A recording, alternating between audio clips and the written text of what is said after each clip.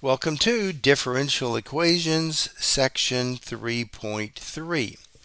All right, here in question 1, we have a second order homogeneous equation, constant coefficient. So, form the characteristic polynomial, factors easily into r plus 6, r minus 6. So I have two distinct real roots, and so here is our basic solution. Similarly, here on question 2, I've got a second order homogeneous constant coefficient. So form the characteristic equation. It factors easily. Let's see, setting each piece equal to 0, I get minus 6 and 1. So e to the minus 6t, e to the t, and then c1 plus c2, which is our linear combination. They are linearly independent functions. All right, looking here at question 3. Similar to 1 and 2, so I've got this quadratic equation to solve. Let's see, for r and r for r squared, I need a minus 2 on the end, so minus 1 times a positive 2. What about this 7 in the middle? Let's see, on the outside I get an 8. 8 minus 1 is the 7. All right, so set each piece equal to 0. Again, two distinct real roots. And so we have our basic solution. Question 4, all right, let's see. It is constant coefficient, homogeneous, second order. Got my characteristic polynomial. Let's see, how does it factor? Could be a 4 and a 1. Let's try the 2 and the 2. That is 4r squared. I need a 9. 9 is 9 and 1, or 3 and 3. But it turns out here the 3 and the 3 work. From the middle, I get a 6r. From the outside, a 6r. That does add up to give me the 12r. They are repeated parts, all right, so I just grab one of them, set it equal to 0, and I get a repeated real root. All right, so c1 e to the minus 3 halves t, but because it's repeated and I need to make independent, linearly independent functions, my second one is c2t. E to the minus 3 halves t. All right, question 5.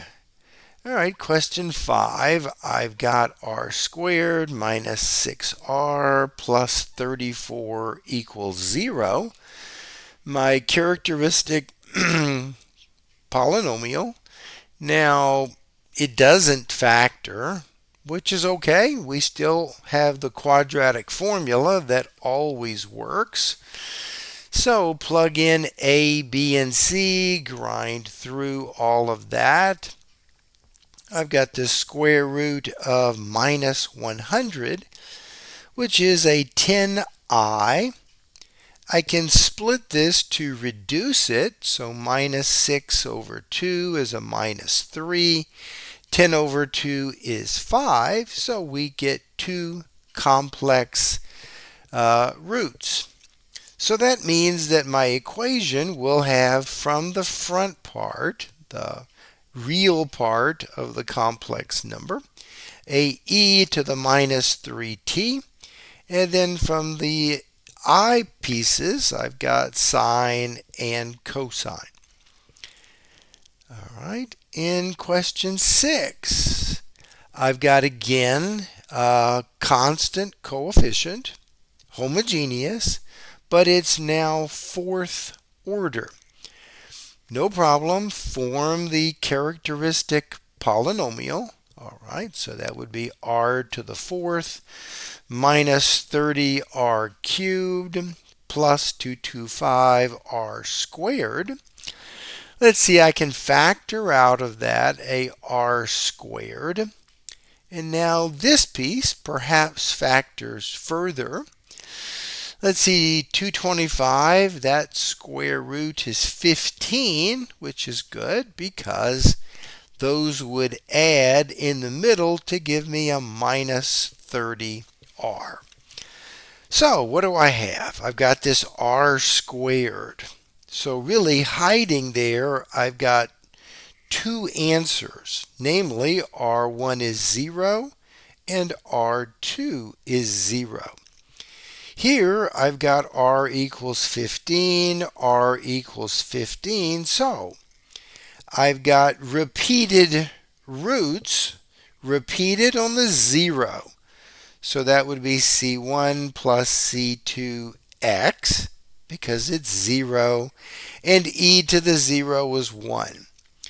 I got the 15, which is repeated, so I've got e to the 15x, and then x, e to the 15x. All right, so repeated roots always involve an extra power. All right, looking here at question 7, well, the first thing I notice is it's not equal to 0, but that's easy. You can move it over and make it 0. So I get my characteristic polynomial, r to the 4th. All right, well, there's a minus there, so that means this is r squared minus 16, r squared plus 16. So from this piece, I get r minus 4, r plus 4. So two distinct real roots. Here I get r squared is minus 16. And so r is plus or minus the square root of that. And so I get two complex roots. All right, so from the real roots, not repeated, I get e to the 4x, e to the minus 4x. And then from the complex part, I would get a sine 4x, cosine of 4x. And I noticed here, I really need in here a C3, and I need there a C4 for my 4 constants that I would have to determine. I'll fix that on the notes when I finish the video. All right, so looking here at question 8, let's see. Constant coefficient, second order, homogeneous, two initial conditions. All right. So form the characteristic polynomial. Pretty easy to factor. So I get two distinct roots of minus 4 and minus 2. All right, so here's my general solution. I just need to determine C1, C2. If I plug in 0, I'm supposed to get negative 7. All right, so that's just C1 plus C2 is minus 7. Differentiate using the chain rule. That's easy enough. And y prime at 0 is 24. All right, and so I get my two equations and two unknowns.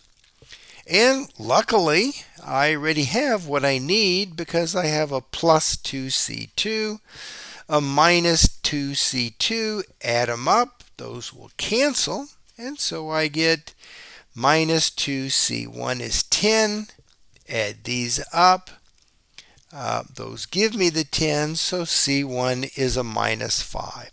And you can easily solve for c2. All right, so C2 is minus 2. All right, looking here at question 9. Second order, constant coefficient, homogeneous, two initial conditions. All right, so form the characteristic polynomial. Got a 20 on the end. It's not going to factor.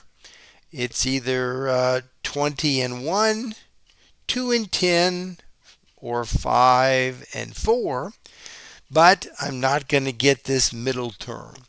So I can use the quadratic formula. Okay, grind through that. We get the square root of minus 64, which is a 8i. I can split this to reduce it. Minus 4 over 2 minus 2, 8 over 2 is 4, so I get 2 complex number roots. All right, so my basic solution from that looks like that. If I plug in 0, I'm supposed to get 2. Well, cosine of 0 is 1. E to the 0 is 1, so I get C1. And from this piece, sine of 0 is 0, so it's completely gone.